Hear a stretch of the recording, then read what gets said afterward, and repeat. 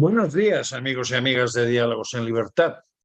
Después de haber pasado la Semana Santa, nos reincorporamos de nuevo a realizar los programas en una temporada en la que, como todos habréis observado, estamos en plena campaña electoral de cara a las municipales y elecciones autonómicas.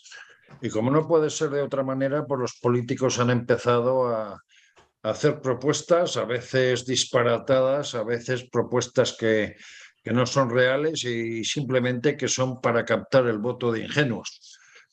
Este es el caso de lo que ha sucedido nada más arrancar este periodo preelectoral con el presidente del gobierno, que el domingo pasado nada más y nada menos que anunció que el gobierno iba a aprobar en el Consejo de Ministros del pasado martes la puesta a disposición de 50.000 viviendas de la Sareb para poder intentar que la gente tuviera acceso a un alquiler, vamos a decir, fácil o un alquiler relativamente barato. Pero se da la circunstancia que la Sareb, ese banco malo que se creó cuando la crisis financiera del 2008 y que reúne a los activos inmobiliarios, vamos a decir, con dificultades para dar salida de las cajas de ahorro en aquel momento, pues todo parece indicar que esto no es posible. Y posteriormente, en esta semana, en el Congreso se habla de la ley de vivienda en pleno y se aprueba una ley de vivienda que de alguna u otra forma pues, induce a pensar que desde el gobierno todo aquello que parece protección parece que lo que está intentando es atacar a la propiedad privada. De este tema de la ley de vivienda y de estas viviendas del Sareb y de alquileres y de ocupación, vamos a hablar con una persona que es de todos conocida, concretamente con la abogada Adriana Delgado del despacho Lacacia Abogados, que además de ser nuestra abogada de cabecera, también es colaboradora de Diálogos en Libertad de la sección Ellas. Buenos días, Adriana, ¿qué tal estamos? Buenos días. Oye, ¿qué te parece este inicio de temporada de pre-campaña electoral que nos ha regalado el presidente del gobierno después de venir de vacaciones en Semana Santa, Mm. anunciándonos la puesta a disposición de 50.000 viviendas de la Sareb? Y resulta que la Sareb no tiene 50.000 viviendas y tampoco podemos olvidar que a principio de legislatura entonces el ministro del ramo, el señor Ábalos, prometió 100.000 viviendas. ¿Qué te parece un poco este anuncio? ¿Electoralismo, realidad? ¿El hecho de que se puede solucionar el problema con este tipo de medidas? Ujú. Bueno, pues Eugenio, estamos en lo de siempre. Más que anunciar este tipo de medidas, como bien dices, de cara a las elecciones, eh, pues que sean efectivas. De nada sirve si luego las personas que se encuentran en una situación de vulnerabilidad acaban encontrándose siempre con las mismas situaciones, y es que se produzca el desahucio y que luego no haya una alternativa habitacional para ellos. Entonces, bueno, por lo menos con el día a día de los juzgados, eh, lo que piden los clientes cuando están en este tipo de situaciones, porque además recordemos que también ejerzo en el turno de oficio, es que se les dé una situación, una solución que sea real. Por otra parte, en los plenos que se han producido el pasado martes y miércoles y jueves, perdón, el presidente del gobierno, en una comparecencia que tuvo lugar previa a la sesión de control, anunció que además de esas 50.000 viviendas que decimos que puede ser un poco irreal porque muchas de ellas ni tan siquiera están construidas y otras los bancos hasta hace muy poco las intentaban vender a precios reducidos y era absolutamente imposible por la ubicación, por el deterioro y porque muchas de ellas habían sido objeto de ocupación.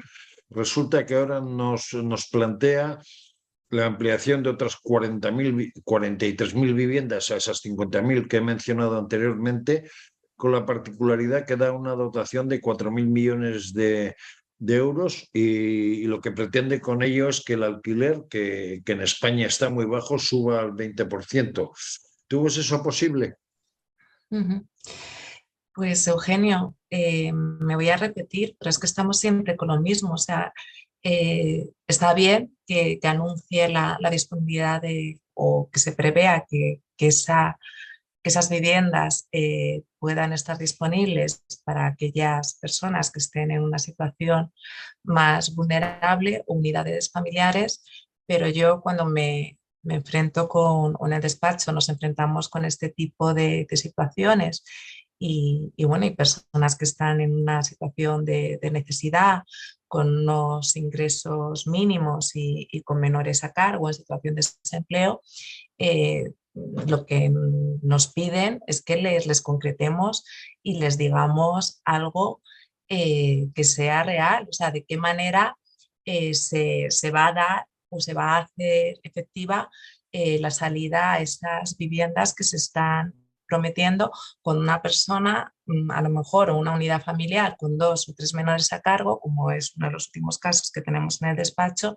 Tienen previsto el desahucio el próximo mes, ¿no? Que se puede postergar a lo mejor un mes más con las últimas medidas que se aprobaron mediante Real Decreto Ley, pero que concreten de alguna manera para que esto que están prometiendo sea efectivo y cuando un cliente nos pregunte le podamos decir algo concreto respecto a la salida que pretenden darlas.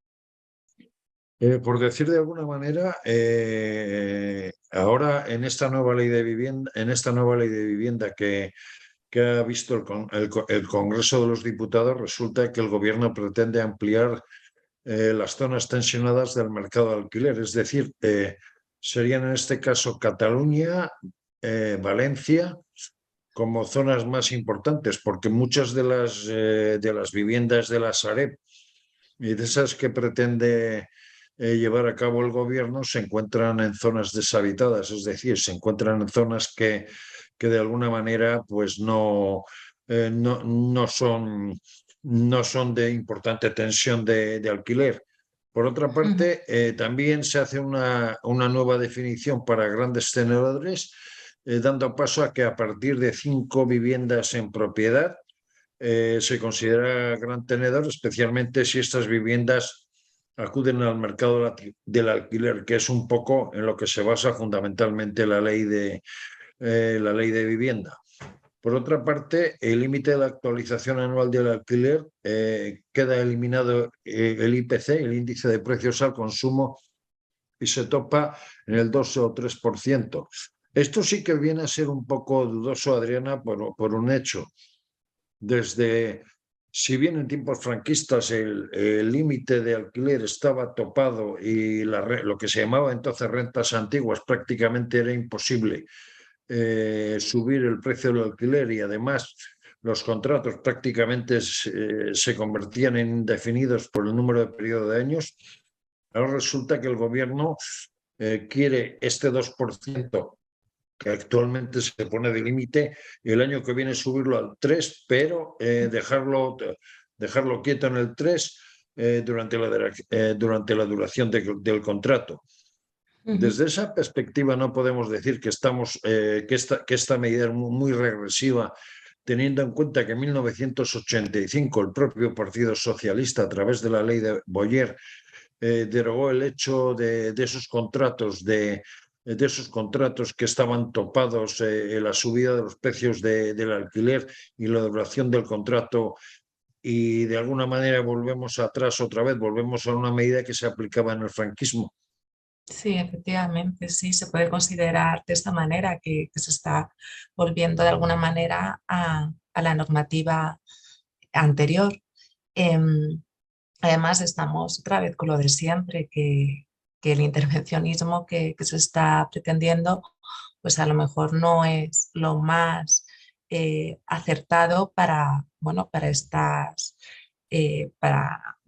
personas, estas unidades familiares que están en esa situación de vulnerabilidad, si lo que se pretende con ello es otra vez pues, poner la carga en el propietario, porque bueno, pues al final, por un lado, efectivamente nos encontramos con esa situación de vulnerabilidad, pero por otro lado también está el derecho del propietario y no tiene por qué ser a su costa, limitando el precio del alquiler, etcétera, dar salida o solución a esta situación.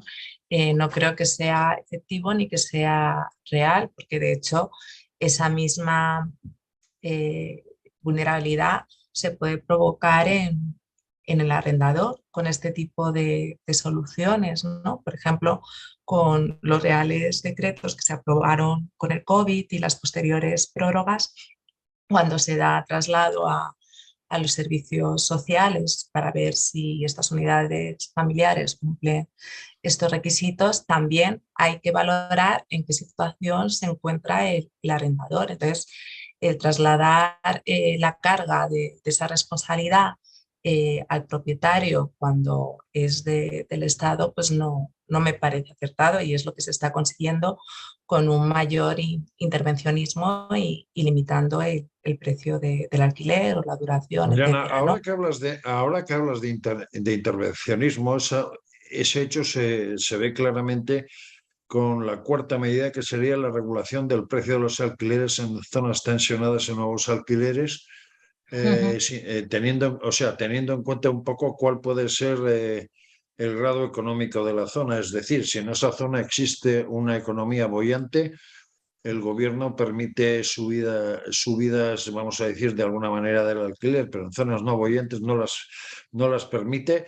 Y además se da un caso tremendamente curioso que desde mi punto de vista también puede ser dudoso de cara a no solo al intervencionismo, sino desde el punto de vista de la Constitución, porque el punto quinto y sexta nos hablan de la obligación del casero de pagar la comisión de la inmobiliaria. ¿Quién le ujú, dice al presidente del gobierno que para llevar a cabo un contrato de alquiler hay que acudir a una inmobiliaria, aunque generalmente se hace? Puede ser un ujú. acuerdo de un documento privado entre ambas partes y con eso, ¿por qué el propietario tiene que pagar cuando es un Claro, documento que se acuerda entre ambas partes y existe un tercero? Sí, porque el piso se puede llevar a inmobiliaria o no en ese caso, ¿no? claro, efectivamente, sí, al final se está coartando la libertad de las partes de lo que es un contrato privado, como bien estamos exponiendo aquí. Efectivamente, por una parte se elimina la actualización de la renta conforme al IPC, se va a crear un nuevo índice que está por determinar y se pone unos topes en este año y en el año próximo. Y, y bueno, pues también lo que estamos comentando, ¿no? Además de esa actualización, pues el intervencionismo en cuanto al precio del alquiler o que la comisión sea a cargo del arrendador. Pero bueno, que es un contrato privado en el que debe de regir la libertad de las partes para poder contratar. No sé, bueno, sobre todo qué objeto tiene, ¿no? Este tipo de medidas, en qué se hacen efectivas, en qué beneficia a una parte y a otra, cuando efectivamente el propietario pues tiene también sus derechos frente al arrendatario.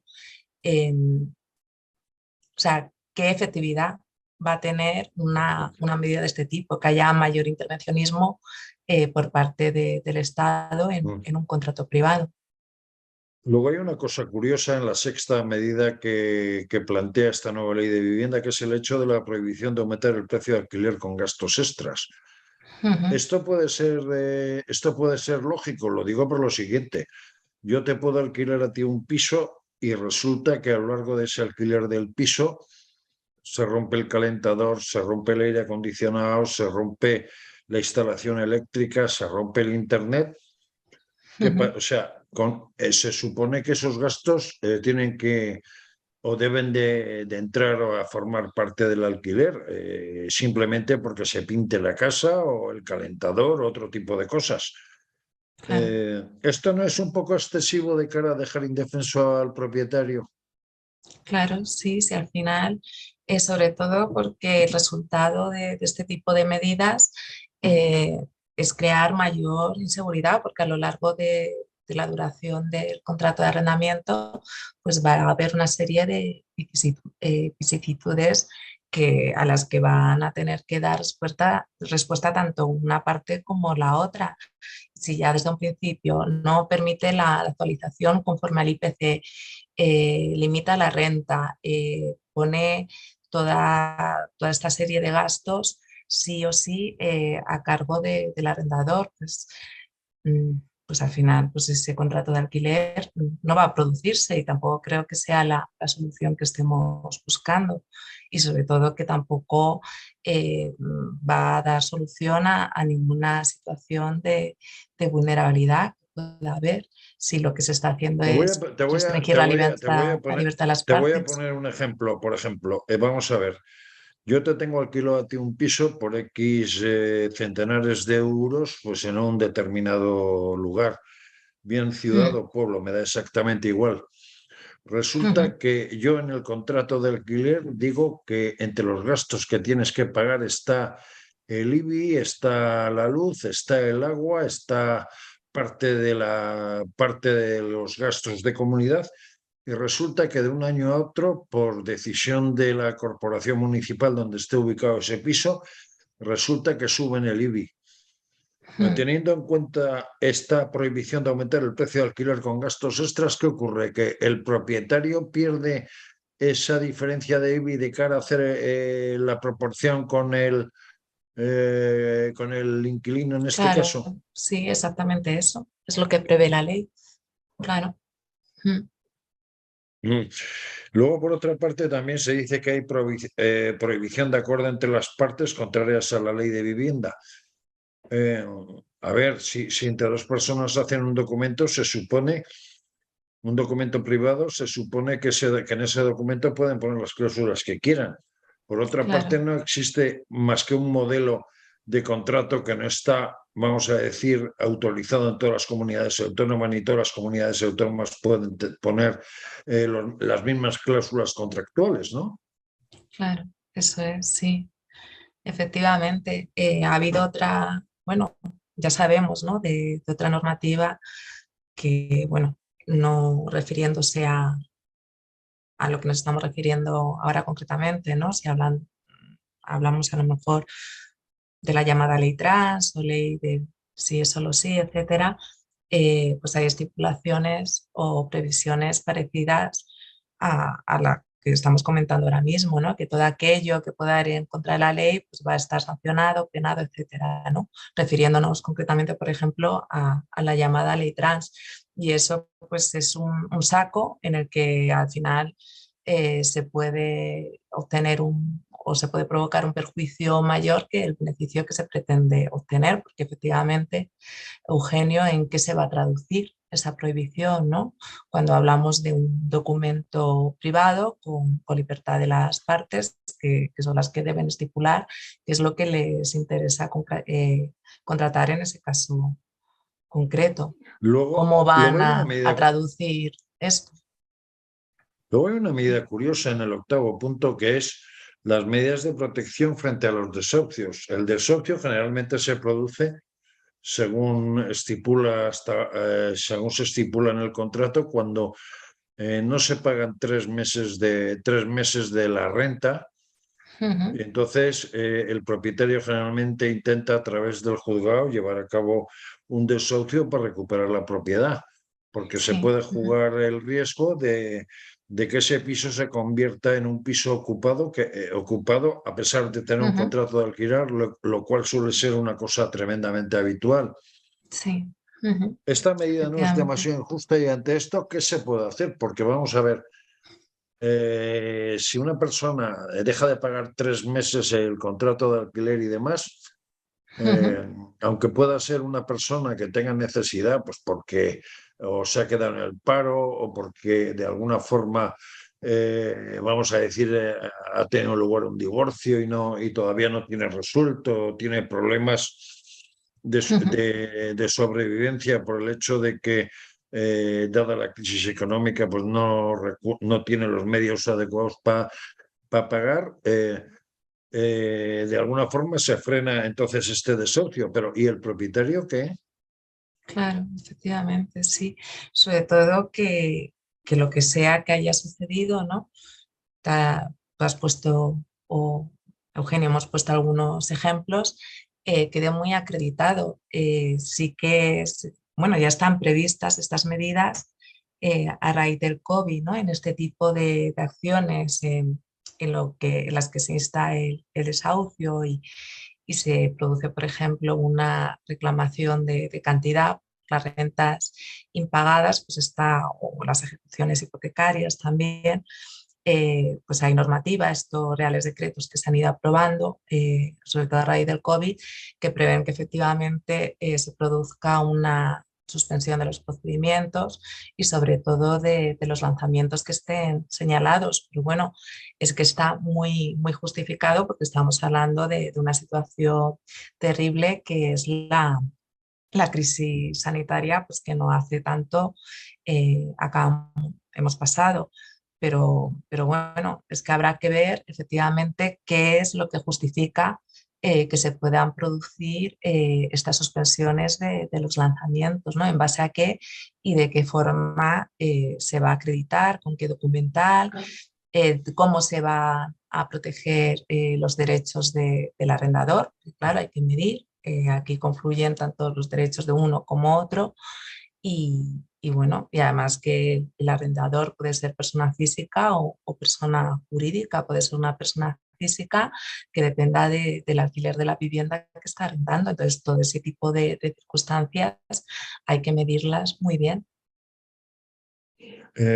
Por otra parte, se habla también de beneficios fiscales para propietarios, pero la realidad es que el propietario lo que pretende generalmente es que la vivienda, cuando lo deja un inquilino, no tenga mucho deterioro y por otra parte, pues que los gravámenes municipales no le hagan, vamos a decir, el posible beneficio que tiene el alquilar una vivienda. Ujú. Y a todo esto podemos decir que es una ley más o menos intervencionista, pero por otro lado, por contra, partidos de la oposición y concretamente el primer partido de la oposición ha lanzado propuestas distintas en el sentido de no topar los precios del alquiler y por otra parte ha planteado una medida que supone, vamos a decir, intentar un incentivo para que la juventud pueda acceder a alquilar una vivienda o emanciparse. Entre estas medidas está el hecho de que a cualquier persona que tenga una renta inferior a 30.000 euros y que tenga 35 años, le ofrecen una subvención de 1.000 euros. Ujú. Realmente esa subvención de 1.000 euros supone, en el caso del alquiler, vamos a decir, dependiendo las zonas, pero generalmente puede suponer el pago de la fianza del inicio del contrato de alquiler con el propietario. ¿Tú ves Ujú. positivo eso o simplemente es una medida que no resuelve el problema habitacional que existe en las grandes ciudades como Madrid o Barcelona o Valencia, que concretamente podrían suponer que son las tres ciudades con más dificultades desde el punto de vista de alquiler de viviendas? Pero concretamente el orden sería Barcelona, Valencia y Madrid. Sí. ¿Pero tú crees que propuestas de ese tipo pueden ser beneficiosas o en sí pues no tienen mucha fuerza para reflotar el mercado del alquiler? A ver, todo lo que sea ayudar a nuestros jóvenes, que todavía me considero una, que bueno, también hay que ser realistas, saber bueno, pues que el mercado laboral está complicado, que efectivamente esas comunidades, como estamos comentando, pues hay un nivel de vida muy alto y todo lo que sirva para incentivar esa independencia y ponerlo un poquito más fácil al principio, en mi opinión personal, me parece bien, independientemente de lo efectiva o no que pueda resultar finalmente, pero sí me parece bien ayudar a nuestros jóvenes. Qué te parece en esta en esta nueva ley de vivienda el escaso eco, la escasa atención que se presta al hecho de la ocupación? Porque claro, es uno de los principales problemas que tenemos hoy día en España y dependiendo en qué comunidades autónomas te puedes encontrar que tú Por un lado tienes una segunda residencia y te ocupan el piso, por otro lado te ocupan el piso y cuesta, Dios ayuda a poder sacar a ese ocupa. Por otra parte, pisos que pertenecen a entidades financieras son los que más se están viendo afectados. Concretamente, esos pisos que el gobierno pretende liberalizar y que son de la Sareb son los que de alguna forma pretende lanzarlos al mercado de alquiler. Pero con la ocupación, ¿qué te parece lo que trata esta ley? Porque realmente no especifica en cuánto tiempo se puede desalojar, qué daños puede causar desde el punto de vista de destrozos en la vivienda, etcétera, etcétera, ¿no? Ujú.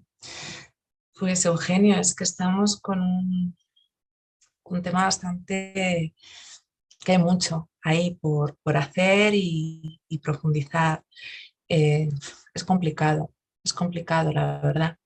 Em, a ver, lo que he visto de esta nueva normativa, bueno, pues que se prevé que efectivamente pueda haber prórrogas, ¿no? Hasta que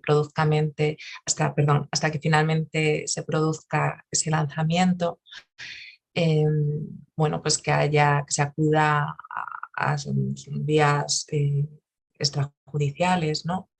Que se ofrezca una alternativa habitacional que sea real, pero estoy en lo que comentaba al principio, que de qué forma se va a articular todo esto para que realmente sea efectivo y sobre todo que no deje desprotegido al propietario, sea persona física o sea persona jurídica, porque están tanto los derechos de uno como otro. Y también es verdad que si bien hay que proteger a los más vulnerables, que hay que hacerlo, por otra parte, si tarda mucho en producirse ese desahucio o lanzamiento, depende con quién nos encontremos, pues puede haber un perjuicio importante que luego sea difícil de reparar. Y también es cierto que se han producido muchos abusos en este sentido y que estas ocupaciones hay veces que no responden a una situación de necesidad. Adriana, más o menos tú que eres abogada y manejarás más de un caso en el despacho, ¿qué periodo de tiempo se puede establecer desde que se denuncia una ocupación hasta que el ocupa sale de la vivienda denunciada? Aproximadamente, teniendo en cuenta cómo están los juzgados en este momento. Mm. Eh, a ver, pues depende de la acción que se haya instado, ¿no? Y en que, bueno, ahora estamos refiriéndonos a los alquileres, también podemos estar frente a ejecuciones hipotecarias, etcétera. Eh, depende de la acción que se inste, bueno, pues de que haya o no una situación de vulnerabilidad a la que se pueda acoger el cliente, que el propietario sea persona física o persona jurídica, pero al final, cuando mejor se da solución a estas situaciones es cuando se llega a un acuerdo entre las partes. Cuando son las ¿Cómo partes ves? las que finalmente pactan y dicen, bueno, pues se produce la salida en tal fecha, no te voy a reclamar esta cantidad, te ofrezco esta... Al final es la propia voluntad de las partes la que consigue que se pueda dar mejor salida a una situación de por sí, que por sí es complicada, ¿no? Tanto por una parte como por otra. No hablo de situaciones de abuso, evidentemente, pero cuando hay algo que pueda justificar que estemos en un tema, ¿no? de vulnerabilidad y luego además los derechos del propietario, lo mejor es llegar a un acuerdo entre las partes.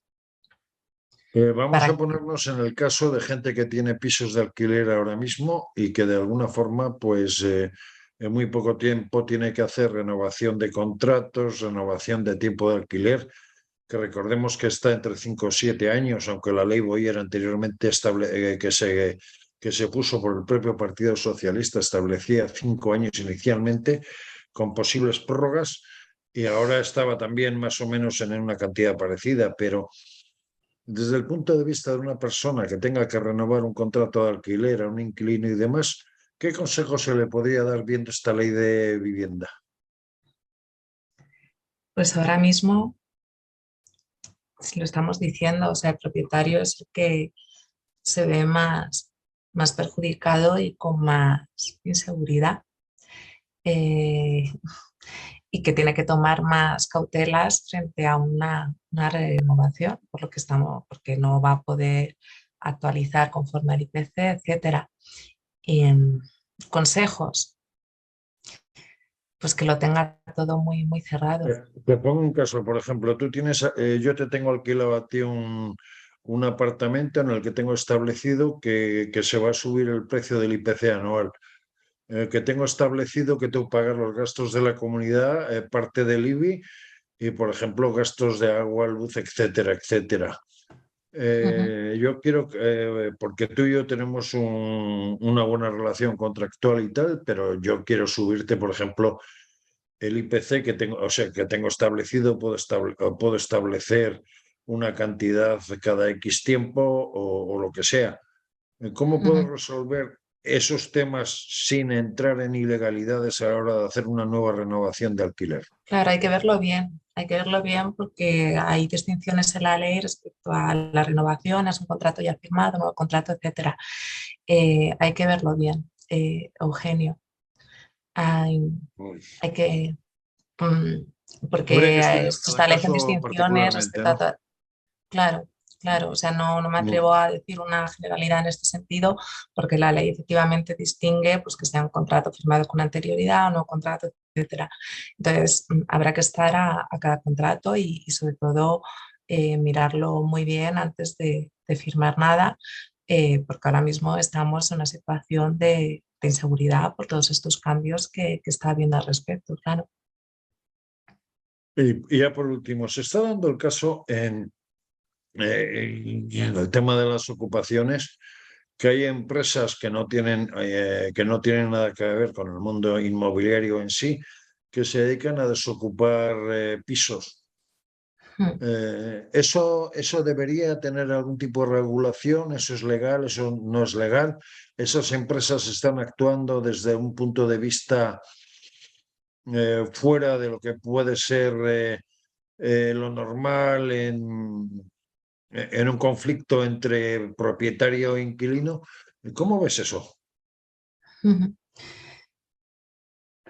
A ver, es que hay vacíos legales, ¿no? Y es de lo que se sirve este tipo de empresas para llevar a cabo las acciones que llevan en este sentido. Pero claro, ¿por qué están? Pues porque también hay necesidad y porque el propietario, que no tiene por qué ser un banco, que puede ser una persona, una familia que tenga un ingreso pues que sirva para sustentarla, pues se ve que la ley a veces no da respuesta y por eso acude a este tipo de empresas que estamos comentando.